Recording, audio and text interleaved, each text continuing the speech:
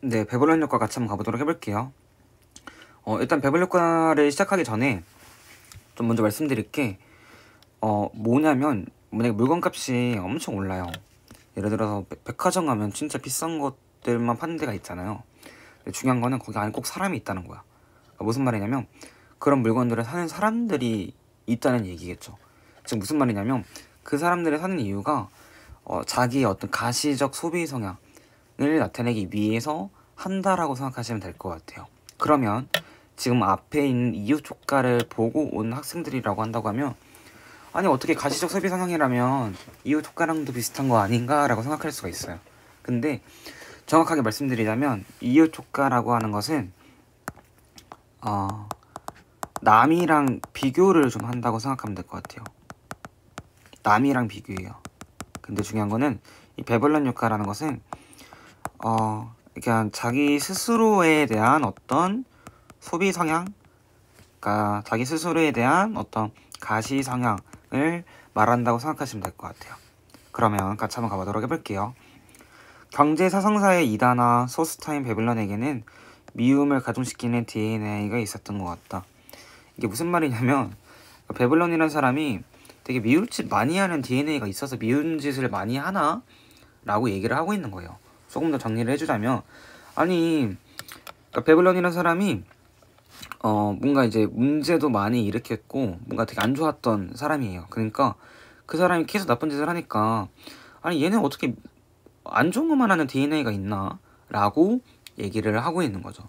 경제 사상사의 이단화, 그러니까 여기서는 이단화라기보다는 범법자라고 생각하시면 될 것 같아요. 그러니까 법을 지키지 않는 어떤 경제 이론에 관련해가지고 어떤 법을 지키지 않았던 그런 어떤 베블런에게는 미움만 만드는 DNA가 있었던 것 같다라고 그냥 하나의 얘기를 하고 있다라고 생각하시면 될 것 같아요. 평생 가난한 아웃사이더였던 그의 눈에 19세기 말에 미국 사회는 기업가가 도둑이나 진배 없고 이거 말 빼볼게요. 기업가는 도둑이나 다름이 없고 도둑질이 정치와 다를 것이 없는 세상, 양육강식의 약탈형 자본주의가 행행하는 사이였다. 다시 한 번 더 말씀드리지만 진배가 아니라 차이가 없다라고 생각하시면 될 것 같아요. 왜 그러냐면 여기 보면 디퍼런스라는 단어가 나오는데 이 단어에 대해서 해석이 좀 잘못 나와 있다라고 생각하시면 될 것 같아요.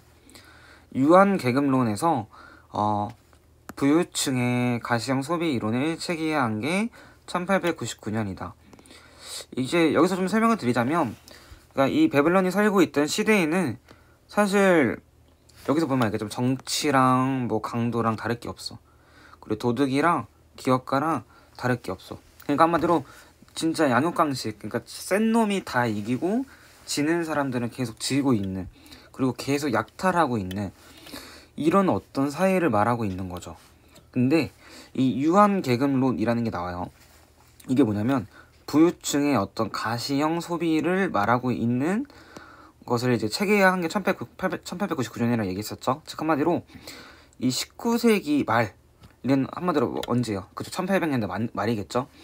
그러니까 이 1800년대 말에 이런 사회에서 유한계급론이라는 어떤 이론이 나왔는데 그 이론에 대해서 중심 내용을 보니까 부유층의 가시형 소비 이론이다라고 말을 하고 있다고 생각하시면 될 것 같아요.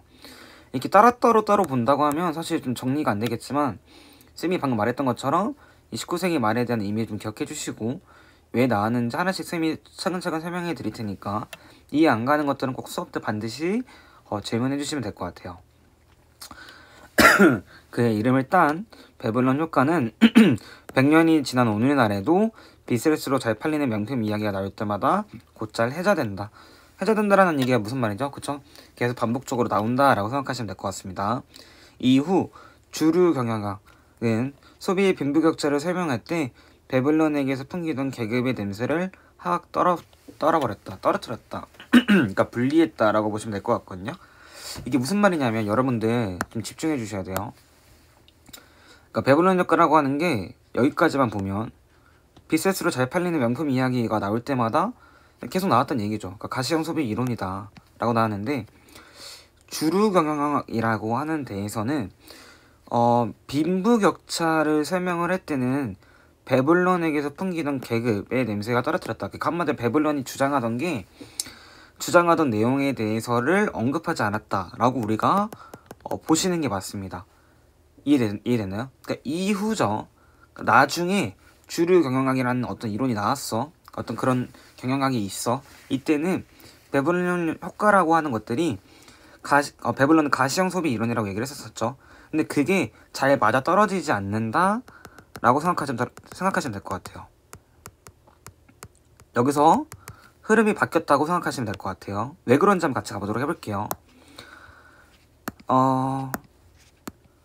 그들은 미국의 심리학자 매슬로우의 욕구 5단계설을 흔히 사용하는데 안전의 욕구 소속과 애정의 욕구, 자존의 욕구 단계를 넘어서 자기 실현의 욕구의 한 부분인 가시형 소비를 욕구의 마지막 단계로 분류하였다. 무슨 말이냐면 그러니까 인간이 욕구가 5단계가 있다는 얘기야. 근데 제일 첫 번째가 안전도 있고 소속도 있고 세 번째 애정도 있고 그리고 자존의 욕구 이 네 번째도 있는데 가장 마지막 단계가 뭐냐면 자기 실현의 욕구라는 거야. 이해됐나요? 그러니까 결국에 안전해지고 사랑도 해주고 자존감도 있고 하다 보니까 내가 꿈꾸는 어떤 자기 실현을 하려고 하는 욕구를 이게 한마디로 가시형 소비의 욕구의 마지막 단계로 분리를 한 거죠. 무슨 말이냐면 위의 문장에서는 계속 그냥 가시만 한다고만 얘기를 했는데 이제 주류 경영학에서는 가시만 하는 게 아니라 그 이후에 이제 이 심리학자 매슬로우가 하는 얘기를 들어보면 자기 실현의 욕구로 가시형을 한다라고 얘기를 하고 있는 거죠. 단순하게 가시형 소비만 얘기했던 게 아니라 내가 원하는 자기 실현이라는 얘기는 사실 되게 플러스 용어잖아요. 그러니까 이 자기 실현이라는 욕구에 가시형 소비 이론을 넣었다. 그러니까 한마디로 조금 플러스로 봤다라고 생각하시면 될 것 같아요. 그래서 쌤이 내용이 좀 달라진다고 얘기를 했었죠. 소비의 가장 고차원적인 욕구에 이르면 자아 실현의 방편도 된다라고 얘기를 하고 있는 거죠. 그러니까 소비하는 데 있어서 가장 많은 어떤 단계들이 여러 가지가 있겠지만 가장 고차원적인 게 자아 실현, 그러니까 즉 자아 실현을 하기 위한 욕구가 있다라고 보시는 게 맞습니다. 요즘 마케팅 업계에서 한창 유행인 트레이딩 업가 일맥상통한다라고 나와 있어요. 트레이딩 업이 뭐냐면 밑에서 설명을 해주거든요. 버스턴 컨설팅 그룹의 간판 컨설턴트 이 사람은 무언가나 누군가가 정말로 고객에게 중요하다며 비용이 무관하게 지출을 마다하지 않는 경향이라고 규정을 했습니다. 이걸 왜 하는 걸까요, 여러분들? 진짜 비싼데도 불구하고 내가 너무 원하는 거야. 왜? 자아 실현을 하기 위해서. 그러면 아까 이 주류 경영학 이전에 있었던 그냥 단순하게 가시형 소비 이론이랑은 좀 다른 거죠. 뭐가 들어간 거죠? 그쵸? 자아 실현이 들어갔다라고 생각하시면 될 것 같아요. 흔히 딜럭스가 아니라 디럭스죠, 여러분들. 디럭스, 프리미엄, 럭셔리 같은 어떤 별칭이 여기서 별칭이라는 단어가 나와 있어요. 별칭이 앞뒤에 붙는 명품을 소비하는 것이 이제 부유층만의 특권이 아니다. 옛날에는 부유층만이 엄청 프리미엄, 럭셔리, 디럭스 이런 것들을 했다고 한다고 하면 요즘에는 호텔 같은데 이제 방 들어가면 프리미엄 방, 럭셔리 방, 디럭스 방이 다 여러 가지 다 있거든요. 이제 그 부유층만 느끼는 게 아니라 어떤 중산층, 소비층들도